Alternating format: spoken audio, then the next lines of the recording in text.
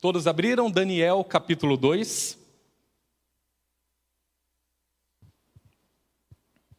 Eu sei que o texto é longo, a gente vai ler esse texto um pouquinho longo aí juntos.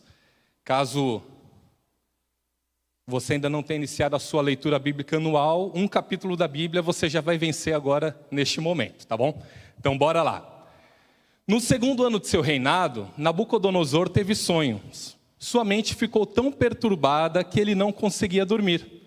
Por isso, o rei convocou os magos, os encantadores, os feiticeiros e os astrólogos para que lhe dissessem o que ele havia sonhado. Quando eles vieram e se apresentaram ao rei, ele lhes disse: tive um sonho que me perturba e quero saber o que significa. Então, os astrólogos responderam em aramaico ao rei: ó rei, vive para sempre. Conta o sonho aos teus servos, e nós o interpretaremos. Versículo 5, o rei respondeu aos astrólogos: esta é a minha decisão. Se vocês não me disserem qual foi o meu sonho e não o interpretarem, farei com que vocês sejam cortados em pedaços e que as suas casas se tornem montes de entulho.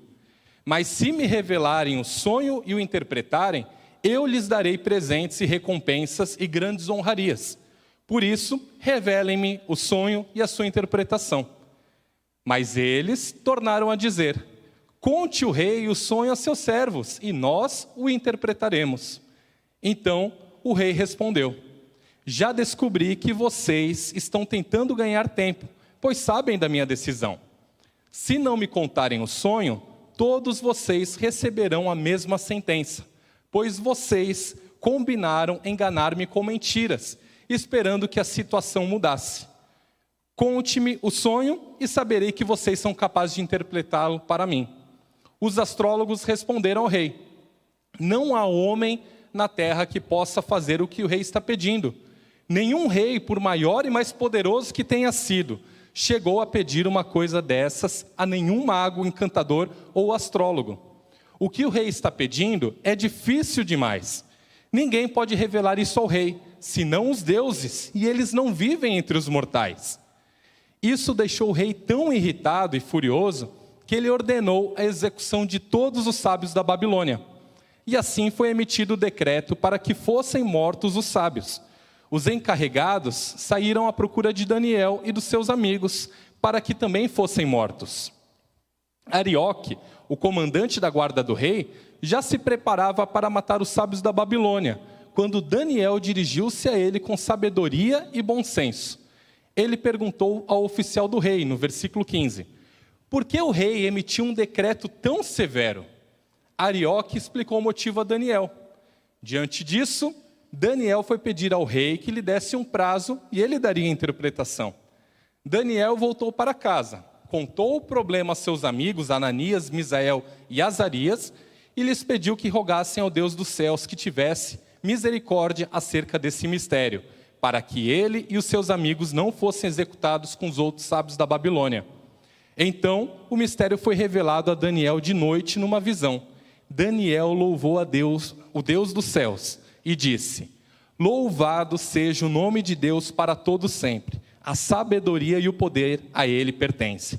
Ele muda as épocas e as estações, destrona reis e os estabelece. Dá sabedoria aos sábios e conhecimento aos que sabem discernir. Revela coisas profundas e ocultas. Conhece o que jaz nas trevas e a luz habita com ele. Eu te agradeço e te louvo, ó Deus dos meus antepassados. Tu me deste sabedoria e poder e me revelaste o que te pedimos. Revelaste-nos o sonho do rei.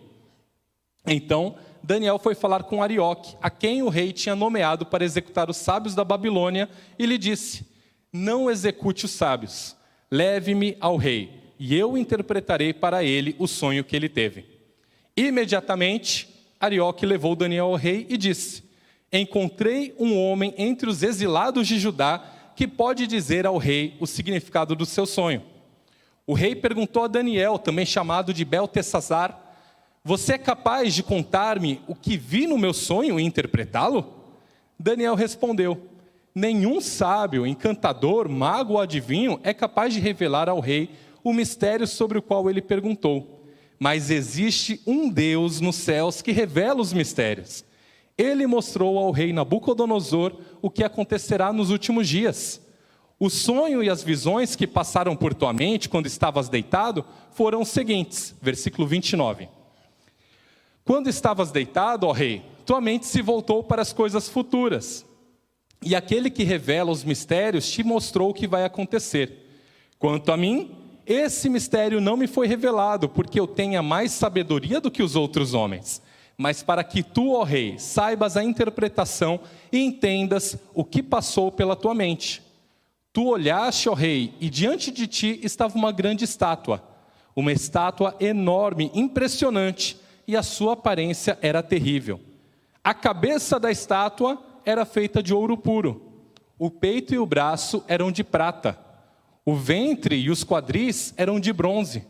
As pernas eram de ferro. E os pés eram em parte de ferro, em parte de barro.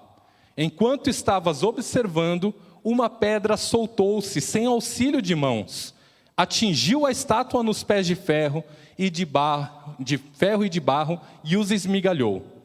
Então, o ferro, o barro, o bronze, a prata e o ouro foram despedaçados, viraram pó, como o pó da debulha de trigo na eira durante o verão. O vento os levou sem deixar vestígio, mas a pedra que atingiu a estátua tornou-se uma montanha e encheu a terra toda. Foi esse o sonho, e nós o interpretaremos para o rei. Tu, ó rei, és rei de reis. O Deus dos céus te tem dado domínio, poder, força e glória. Nas tuas mãos ele colocou a humanidade, os animais selvagens e as aves do céu. Onde quer que vivam, ele fez de ti o governante deles todos. Tu és a cabeça de ouro. Depois de ti surgirá um outro reino, inferior ao teu. Em seguida surgirá um terceiro reino, um reino de bronze, que governará sobre toda a terra. Finalmente haverá um quarto reino, forte como o ferro, pois o ferro quebra e destrói tudo. E assim como o ferro a tudo despedaça, também ele destruirá e quebrará todos os outros. Versículo 41. Como viste, os pés e os dedos eram em parte de barro e em parte de ferro. Isso quer dizer que esse será um reino dividido, mas ainda assim terá um pouco da força do ferro, embora tenhas visto ferro misturado com barro. Assim como os dedos eram em parte de ferro e em parte de barro, também este reino será em parte forte e em parte frágil. E como viste, o ferro estava misturado com barro. Isso quer dizer que se procurará fazer alianças políticas por meio de casamentos, mas essa união não se firmará, assim como o ferro não se mistura com o barro. Na época desses reis, o Deus dos céus estabelecerá um reino que jamais será destruído e que nunca será dominado por nenhum outro povo. Destruirá todos esses reinos e os exterminará, mas esse reino durará para sempre. Esse é o significado da visão da pedra que se soltou de uma montanha sem auxílio de mãos. Pedra que esmigalhou o ferro, o bronze, o barro, a prata e o ouro. O Deus poderoso mostrou ao rei o que acontecerá no futuro. O sonho é verdadeiro e a interpretação é fiel. Então o rei Nabucodonosor caiu prostrado diante de Daniel, prestou-lhe honra e ordenou que lhe fosse apresentada uma oferta de cereal e incenso. O rei disse a Daniel: não há dúvida de que o seu Deus é o Deus dos deuses, o Senhor dos reis, e aquele que revela os mistérios, pois você conseguiu revelar esse mistério. Então o rei colocou Daniel num alto cargo e o cobriu de presentes.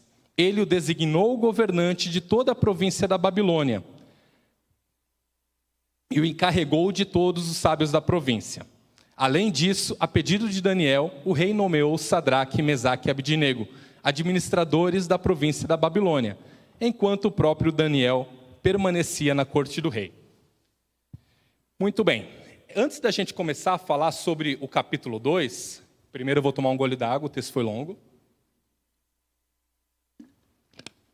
Mas antes da gente começar a falar sobre o capítulo 2, é interessante que a gente analise um pouquinho daquilo que foi a história de Israel até esse ponto, a história de Judá, no caso representado aqui Daniel era um representante do reino de Judá. Na verdade, os registros históricos da Babilônia, não apenas o texto bíblico, eles nos mostram que Nabucodonosor, conhecido historicamente como Nabucodonosor II, ele foi, antes de ser nomeado rei, um exímio oficial militar. Quando seu pai começa a guerra para libertar a Babilônia do domínio do império da Assíria, então ele estava presente comandando os exércitos. Ele conseguiu, através disso, um grande renome. E depois que seu pai falece, então, ele é nomeado rei da Babilônia. Porém, todos aqueles reinos que eles foram dominando durante as batalhas, vem um momento de fraqueza da Babilônia e tentam se insurgir, tentam a independência naquele instante, então. Dessa forma, Nabucodonosor começa a ir em todos esses reinos para mostrar novamente a sua força, o seu poder. E é o caso com o reino de Judá. Na verdade, rolou uma trairagem aí, mas não vamos entrar no mérito da coisa agora. Depois você pode pesquisar, ou se quiser depois eu te conto, mas não agora. No livro de Daniel, a gente percebe lá no capítulo 1, que por volta do ano de 606, mais ou menos, antes de Cristo, Nabucodonosor vai com as suas tropas até a cidade de Jerusalém, a cidade que representava então ainda a força de Judá naquele momento. Nabucodonosor, ele coloca suas tropas ao redor da cidade e toma a cidade. Isso, na verdade, já tinha sido avisado antes pelos profetas. Jeremias, no capítulo 4 de Jeremias, ele cita que viria o leão do deserto, viria para tomar Jerusalém, por causa dos pecados do povo. Além disso, o profeta Ezequiel fala também que a águia do norte, então representando aqui também Nabucodonosor, viria e tomaria então Judá. Então a gente tem relatos bíblicos já antes disso acontecer, antes de conhecer quem seria esse comandante, esse governante que tomaria, já tinha a profecia de que ele viria. E na verdade, quando chega ali Nabucodonosor junto com as suas tropas, eles aplicam o exílio para a população. Na verdade, não para toda a população. Eles selecionam dentre os jovens aqueles que eram mais belos, cultos e instruídos. E leva estes, então, para a Babilônia, lá para a sua corte, onde eles aprenderiam a língua e a cultura do povo para poder servir como escravos lá. Nabucodonosor se autodescreve, isso nos registros do Império Babilônico, como o leão destruidor. A mesma previsão que Jeremias tinha feito era como Nabucodonosor se chamava também, isso nos registros cuneiformes que era escrita da Babilônia. O fato interessante também desse momento de domínio de Nabucodonosor sobre o reino de Judá é que ele chega até o templo, que era onde então as pessoas criam que de onde viria o socorro de Deus. Ele domina o templo de Jerusalém, leva todos os utensílios sagrados lá para a Babilônia, mostrando então para o povo que não eram os utensílios, não era a religião, não era aquele momento de crença apenas que seria o socorro. O povo tinha se esquecido de Deus. O Deus vivo era o socorro do povo e não, como eles acreditavam ali, todo o aparato religioso. Finalmente chegamos então agora no capítulo 2 de Daniel. O segundo capítulo começa nos mostrando que Nabucodonosor teve um sonho que trouxe grande perturbação a ele. Tamanho é essa perturbação que de imediato, quando ele acorda, ele manda que chamem os astrólogos, os magos e etc. Provavelmente ele queria dar uma olhadinha no horóscopo dele do dia para ver qual que era a cor que ele deveria usar, a pedra, alguma coisa do tipo, ou ligar ali para os astrólogos, o famoso Walter Mercado com seu Ligue Já, e ele resolveu apelar para essa previsão. Obviamente, não foram capazes de entregar aquilo que ele queria. Afinal de contas, não bastava a interpretação. Eles deveriam mostrar qual que era o sonho que o rei teve. Então, a resposta deles, eu confesso para vocês que eu julgo um pouco racional até. É uma boa resposta, um bom argumento. E eles dizem para o rei que em nenhum momento, nenhum homem pediu para nenhum rei, fosse quem fosse, uma coisa tão difícil como essa, que era impossível. Nenhum homem seria capaz de fazer aquilo. E como resposta então de Nabucodonosor, ele manda o seu oficial, acabar com todos os sábios da Babilônia. Quando Arioque se apresenta para matar então os sábios da Babilônia, e dentre estes está Daniel, a Bíblia diz que ele se vira com sabedoria e bom senso. Então, algo que a gente tem que aprender também aqui com Daniel. Ele se vira e com sabedoria e bom senso convence Arioque, posteriormente o rei Nabucodonosor, a conceder-lhe um tempo para perguntar a Deus qual era esse mistério tão grande assim. E de imediato, quando ele é autorizado, ele busca seus companheiros para que eles também buscassem em oração essa resposta. E Deus responde a Daniel. Tudo o que ele havia pedido, Deus responde. Ele mostra qual era o sonho, ele mostra qual era a interpretação ali para que ele pudesse levar para o rei Nabucodonosor. E quando este mistério é revelado a Daniel, ele faz uma oração belíssima. Ele faz ali nos versos 20 a 23 a seguinte oração, eu vou ler novamente. Louvado seja o nome de Deus para todo sempre. A sabedoria e o poder a Ele pertencem. Ele muda as épocas e as estações. Destrona os reis e os estabelece. Dá sabedoria aos sábios e conhecimento aos que sabem discernir. Revela coisas profundas e ocultas. Conhece o que jaz nas trevas, e a luz habita com ele. Eu te agradeço e te louvo, ó Deus dos meus antepassados. Tu me deste a sabedoria e poder, e me revelaste o que te pedimos. Revelaste-nos o sonho do rei. Daniel volta à presença do rei, e no momento, provavelmente ele já sabia até mesmo o que o rei tinha prometido. Status, honra, presentes, riquezas para quem conseguisse cumprir com aquele desafio que o rei apresentou. E mesmo assim, Daniel, quando se apresenta ao rei, ele não traz o seu nome como principal. Ele vai e conta para o rei que havia um Deus, ou melhor, ele mostra para o rei que há um Deus capaz de entender, de conhecer os mistérios mais profundos do coração do homem. Então, essa é a nossa primeira lição. A primeira lição que Daniel, esse trecho, nos deixa é: devemos dar a honra ao Senhor. Apesar de ter uma promessa de receber muito, Daniel se apresenta como um mero servo do Deus Altíssimo. Ele reconhece que é Deus quem possui o conhecimento e o poder, e não ele. E é Deus que pode trazer luz às dúvidas que nós temos. Hoje, infelizmente, a gente vive um momento, eu falo dentro da própria igreja, não apenas o mundo em si, mas onde os próprios servos de Deus têm se degladiado, buscando viver as glórias e as honras deste mundo. Nós vivemos em um tempo onde há uma palavra sendo repetida em todos os discursos: empoderamento. Você provavelmente já deve ter ouvido alguém usando essa palavra, temos que ser empoderados e etc. Mas quando, na verdade, nosso chamado não é para isso. As pessoas buscam independência, elas buscam status, buscam ter o poder, ter domínio. Mas quando, na verdade, a palavra que Deus quer para a gente não é essa, é servo. Nós somos chamados a ser servos, não somos chamados a ser empoderados. Nós somos chamados a nos humilhar e não a nos exaltar. Cristo nos chamou para uma vida que confunde os padrões do mundo. Não adianta acumular os status aqui na terra, quando, na verdade, o único status que nós devemos ter é alcançado pela infalível graça de Jesus. Não adianta acumular títulos terrenos, seja de pastor, mestre, doutor, meritíssimo e afins. Isso não é nada.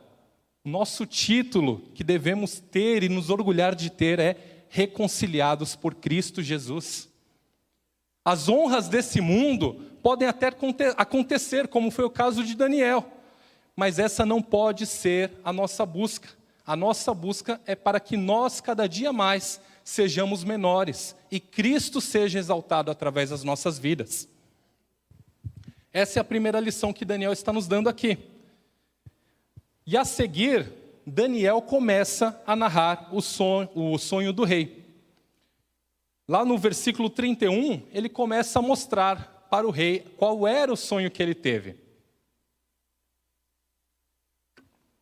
E ele começa explicando que, na verdade, era uma enorme estátua com forma humana que era composta de diversos tipos de metais. Alguns mais valiosos do que os outros, e ele começa pelo primeiro, pelo topo, pela cabeça, dizendo a Nabucodonosor: a cabeça representa o teu reino. Então, o seu reino é esse. Você hoje, falando para Nabucodonosor, você hoje está aqui no topo. Hoje você é o grande império. Mas Nabucodonosor já é avisado de que isso não duraria para sempre. Em seguida, ele já conta que mais depois virão outros impérios também. O seu império tem todo esse tamanho, toda essa força, mas depois um outro império vai surgir. E é o que acontece. Na verdade, a cabeça de ouro representava o império da Babilônia em toda a sua glória. Apesar de não ser um império tão vasto como os outros que a gente vai ver, a Babilônia foi um império riquíssimo. Nabucodonosor, além de ser conhecido aí como leão destruidor, dito por Jeremias e por ele próprio, ele também ficou conhecido como rei construtor. Talvez você já tenha ouvido falar, no mundo antigo tinha os famosos jardins suspensos da Babilônia, uma das 7 maravilhas do mundo antigo. Por mais que não tenha chegado a nós, as ruínas ao menos, ainda assim há relatos falando de como era, tamanho a riqueza que tinha na Babilônia. Só para você ter uma noção, hoje já foi encontrado uma parte da muralha, na verdade o portão de Ishtar, da Babilônia, e foi montado da mesma forma lá no museu em Berlim.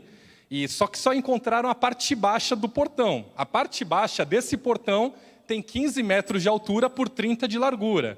E isso a menor parte. A maquete, se você analisa, você vê como era, você vê que a muralha, na verdade, ela tinha 2 camadas de muralha, eram 2 muralhas entrepostas, que tinham então uma passagem para 3 carruagens sobre elas. Tamanha era a riqueza, o poder que a Babilônia tinha nesse período. Então ele ficou conhecido como rei construtor justamente por toda essa estrutura que ele dava ao seu reino. E como herança para a modernidade, os babilônicos nos deixaram o código legislativo. A lei que eles usavam, o Hammurabi, é o primeiro registro de código legislativo, e nos chega também essa ideia de uma legislação num país. Depois disso, depois de revelar que a Babilônia era a cabeça de ouro, a visão ainda aponta que haveria um reino de prata. Na verdade, se você perceber, são os braços, 2 diferentes, unidos pelo peito. E foi o que aconteceu. Os estudiosos apontam esse império de prata como sendo a união do império Medo-Persa. Então eles se unem para vencer a Babilônia, gostam do domínio que eles tiveram, invadem o Egito, invadem Lídia e se tornam um vasto império também. Mas é um império que não durou muito. Como Daniel já tinha previsto, não é um império tão forte, tão rico quanto que seria de Nabucodonosor. Provavelmente você já deve ter ouvido falar um pouquinho desse império persa, Medo-Persa. O próprio livro de Daniel vai apontar mais para frente, quando tem a queda da Babilônia narrada por ele, vai apontar 2 nomes, Ciro e Dario, ou Dário, dependendo da entonação que você queira dar. Mas além deles, talvez nomes até mais famosos na história, vamos ter Xerxes e Artaxerxes. Se você assistiu o filme 300, você com certeza viu aqueles guerreiros os imortais, o Rodrigo Santoro, todo computadorizado, todo chique, ali bem diferente dele, cheio de adorno, aquela riqueza sendo evidenciada ali, Então, você também já conheceu um pouquinho do Império Persa. E como mostra no filme aí, você vai ver que eles pararam exatamente nas portas da Grécia e de lá eles não conseguiram seguir o seu domínio. Bom, como herança, eu devo contar que não foi tão boa a herança que o Império Persa deixou para a gente. Se você é como eu, que quando vai comprar alguma coisa, vai abastecer o carro, gosta de olhar a notinha e procura lá no finalzinho quanto foi pago de imposto, e você reclama, poxa vida, tudo isso, metade do preço do que eu abasteci é imposto, a tributação que chegou até a nossa geração começou lá com o Império Persa. Então, esse foi o presente que eles deixaram para a gente, tá? Então, se você reclama de pagar imposto também, saiba que começou lá todo esse paranauê, tá? Então, culpa dos persas. Enfim, a visão mostra depois que ainda teria o ventre e o quadril de bronze. Esse ventre e quadril de bronze representam o Império Grego. Na verdade, uma grande figura do Império Grego foi Alexandre o Grande. Talvez você já tenha assistido também um filme de 2004, Alexandre o Grande, também mostra como foi essa chegada dele ao poder, o domínio, etc. Tá? Dica para a semana, talvez. E a conquista grega foi marcada pela velocidade com que ela aconteceu.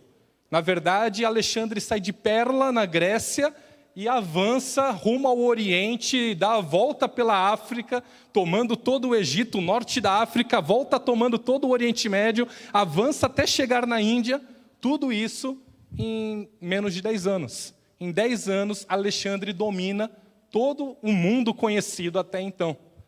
E, ao mesmo tempo, quando ele termina de dominar, após sua morte, o reino da Grécia é dividido em 4 reinos diferentes. Na verdade, os 4 generais que o acompanhavam, cada um reparte, cada um fica com uma parte para si. E isso daí é importante, caso depois você queira ler, não vai dar tempo de trazer hoje, mas tem ligação com aquilo que fala sobre esse império lá em Daniel 7 também, tá? Você vai ver que tem um leopardo de 4 cabeças, então esse fato é curioso para você buscar depois.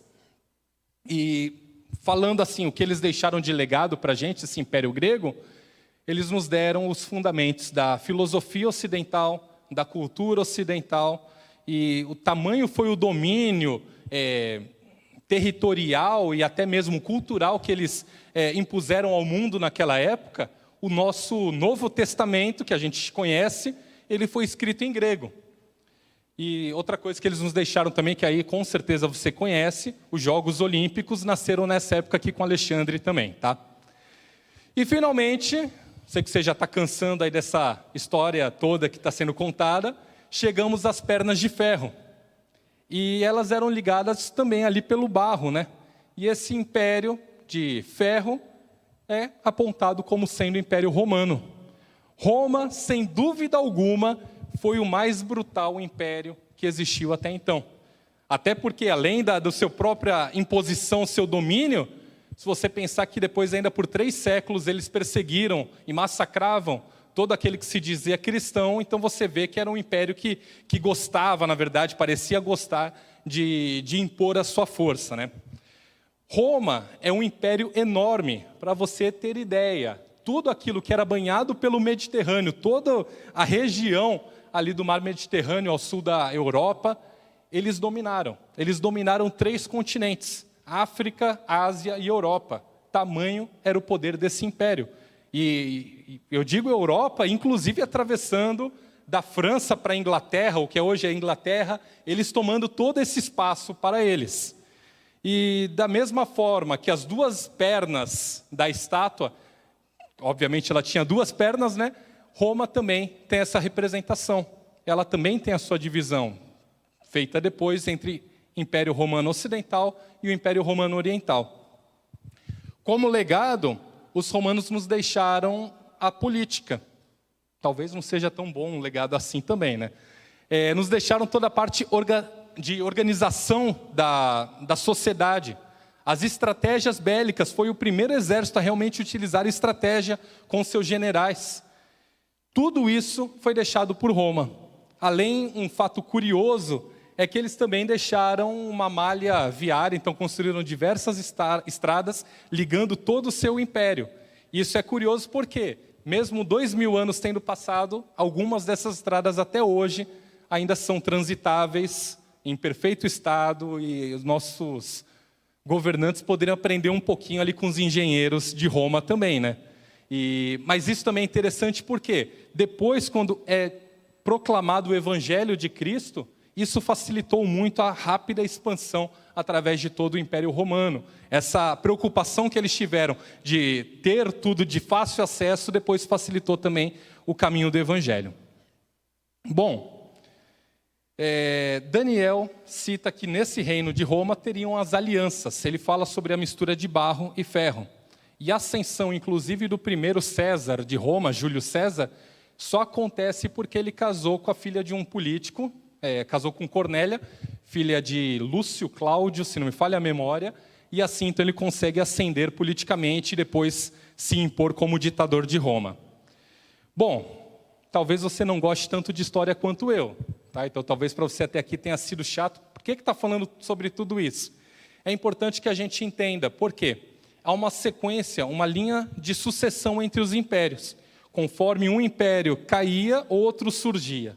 O império que surgiu, ele era reduzido a pó e o outro se erguia. A gente tem que entender isso daí, porque temos mais duas lições importantes aqui. Nossa segunda lição do dia: o controle da história está e sempre esteve nas mãos de Deus. Ainda que os homens se levantem, ainda que os impérios sejam erguidos, tudo sempre passará pela permissão da poderosa mão do nosso Deus. Deus não controla apenas a história daqueles que o servem, não controla apenas a nossa história, daqueles que creem e reconhecem a sua soberania. Deus controla impérios, Deus controla reinos, Ele tem o domínio sobre tudo. Muitas vezes achamos que Deus não é capaz de interferir em questões políticas e sociais. Nós somos levados a crer que o poder de Deus se limita ao âmbito religioso. E não é bem isso que a gente está vendo aqui. Essa passagem de Daniel nos mostra que Deus não é um Deus que vê o futuro. Ele não prevê o futuro como era o desejo de Nabucodonosor. Mas ele escreve a história. Deus já determina, é isso que vai acontecer, Ele não está prevendo, Ele fala, será desse jeito, rei. E é a mensagem que Daniel traz a Nabucodonosor. Por mais que não tenhamos a capacidade de entender e compreender aquilo que Deus está fazendo, seja em nossa vida ou na humanidade em si, ainda assim, Deus está com as rédeas da história em suas mãos.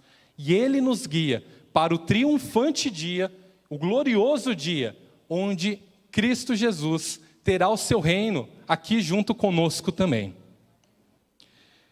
Próxima e terceira lição aqui desse texto: a palavra do Senhor é infalível. Deus disse que enquanto a Babilônia dominasse, a Pérsia iria surgir. Enquanto a Pérsia dominasse, a Grécia iria surgir. Enquanto os gregos dominassem, Roma surgiria. Ainda que Nabucodonosor, em todo o seu esplendor e glória, como foi dito ali por Daniel, ele tentasse mudar isso, não poderia mudar nada daquilo que já tinha sido determinado por Deus. Aquilo que Deus determinou será cumprido. Aquilo que a palavra do nosso poderoso Deus diz, será feito.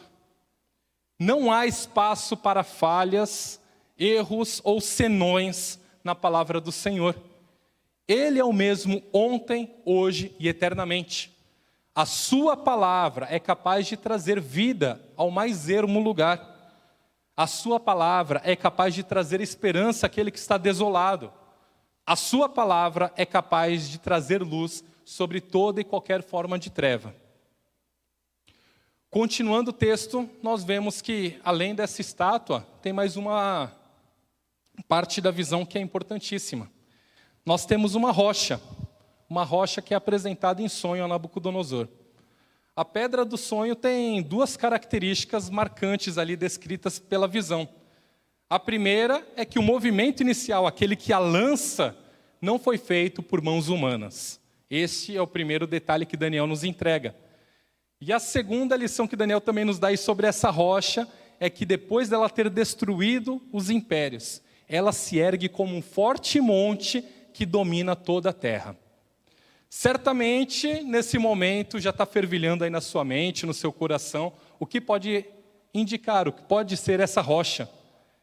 E eu posso dizer para vocês que lá no Evangelho de Lucas, no capítulo 20, versículo 17 e 18, quando Jesus está citando o salmista, ele na verdade nos revela algo sobre essa pedra. Ele diz o seguinte: a pedra que os construtores rejeitaram tornou-se a pedra angular. Todo o que cair sobre essa pedra será despedaçado, e aquele sobre quem essa pedra cair será reduzido a pó. Jesus se apresenta como a rocha que traz a destruição. Pedro, em Atos 4:11, comprova essa identidade de Cristo, dizendo no seu discurso de defesa o seguinte: este Jesus é a pedra que vocês, construtores, rejeitaram e que se tornou a pedra angular. Não há salvação em nenhum outro, pois debaixo do céu não há nenhum outro nome dado aos homens pelo qual devamos ser salvos. Muito além da destruição de reinos e impérios humanos, Cristo, a rocha, veio para destruir o império das trevas, nos trazendo a salvação. É no nome dele que nós somos salvos. É no nome dele que nós somos remidos e justificados. Deus não controla a história para levantar e derrubar reis. Ele não joga dados e também não joga xadrez. Ele domina a história para nos elevar à condição de filhos seus. Cristo é a rocha inabalável. Se nós colocamos a nossa fé e vida nela, nós não seremos abalados pelos acontecimentos desse mundo. Os impérios vão se erguer e vão cair. Os oceanos podem até se levantar contra nós, mas aquele que é o caminho, a verdade e a vida, a nossa rocha eterna, nos sustentará eternamente. E é sobre essa palavra eterna, essa rocha, que nós devemos e a cada dia fundamentamos a nossa fé. É com essa certeza que a igreja do Senhor atravessou anos, atravessou décadas, séculos, milênios, chegando até hoje. É nessa palavra da rocha eterna que a CBP, como parte da igreja de Cristo, não tem os seus fundamentos nos próprios pastores. Nossos fundamentos não são nas palavras dos nossos pastores. Os nossos fundamentos tampouco estão naqueles que foram os reformadores, ou até mesmo dos apóstolos. Nosso único e verdadeiro fundamento é Jesus Cristo, a rocha inabalável. E Daniel nos explica sobre essa pedra. Eu vou ler novamente os versículos 44 e 45, que dizem o seguinte: na época desses reis, o Deus dos céus estabelecerá um reino que jamais será destruído e que nunca será dominado por nenhum outro povo.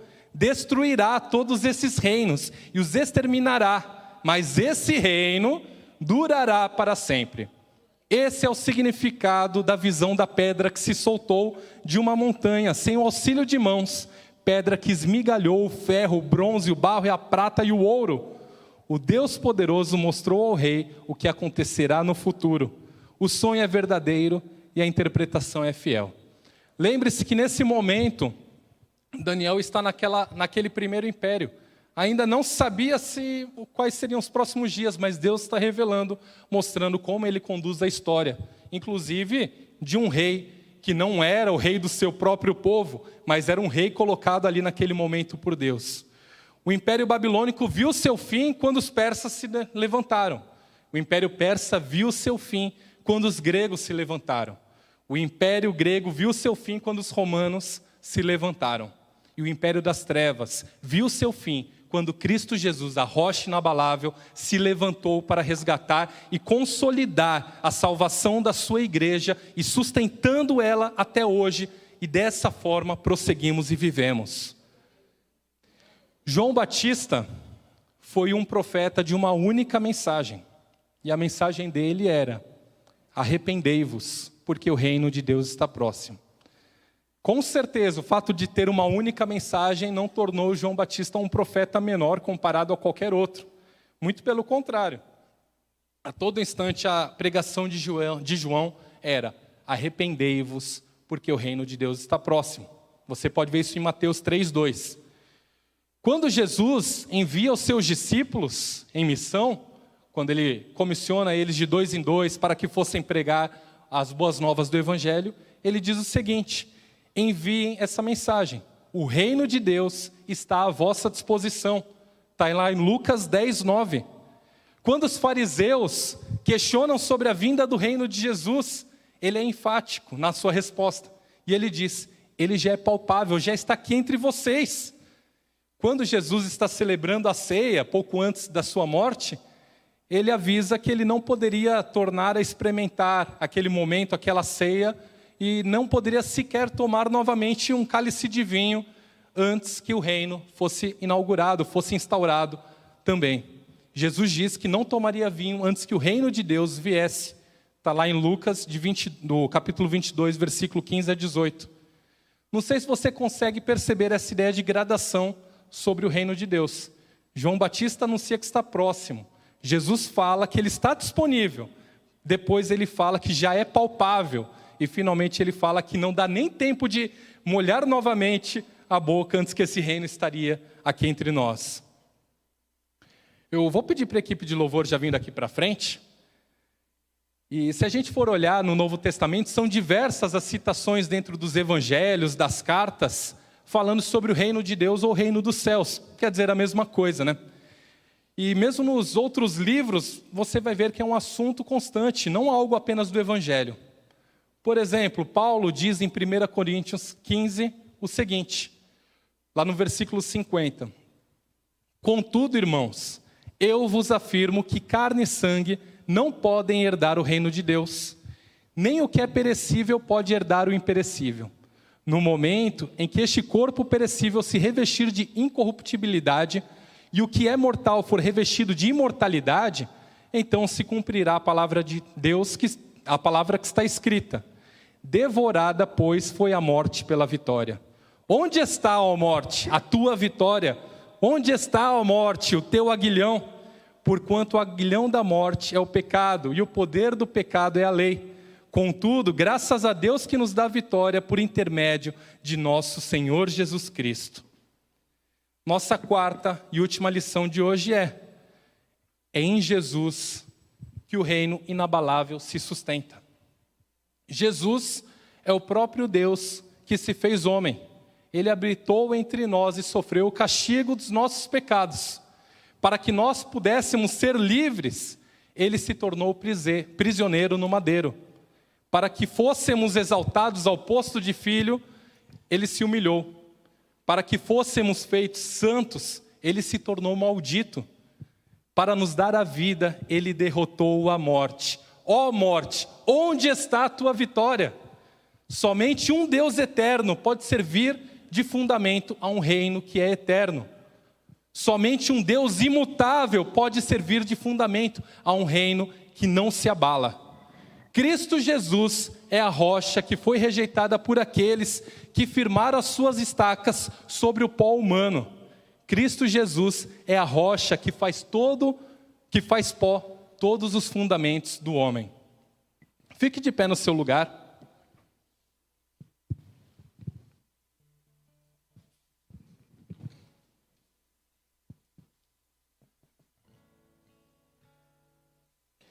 Eu não sei se consegui ser claro o suficiente na exposição de hoje, mas vou tentar fazer um resumo breve. Primeira lição de hoje: nós não devemos nos prender aos status e honras que o mundo pode nos dar. A maior honra que podemos alcançar é sermos feitos filhos de Deus através de Jesus Cristo. O maior empoderamento que podemos ter é nos tornarmos servos uns dos outros. Segunda lição: a palavra do Senhor é infalível.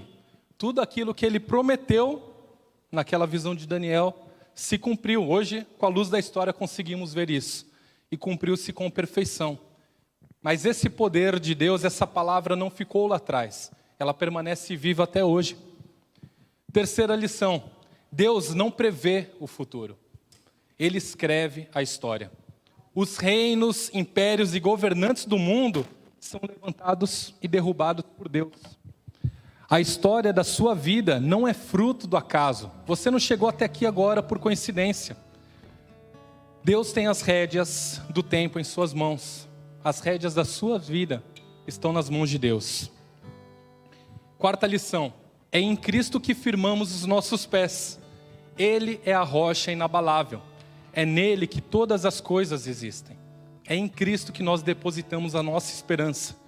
Cristo não inaugurou uma religião, Ele nos fez cidadãos de um novo reino. Cristo não nos deu uma crença, Ele nos deu uma nova cidadania. Feche seus olhos nesse momento.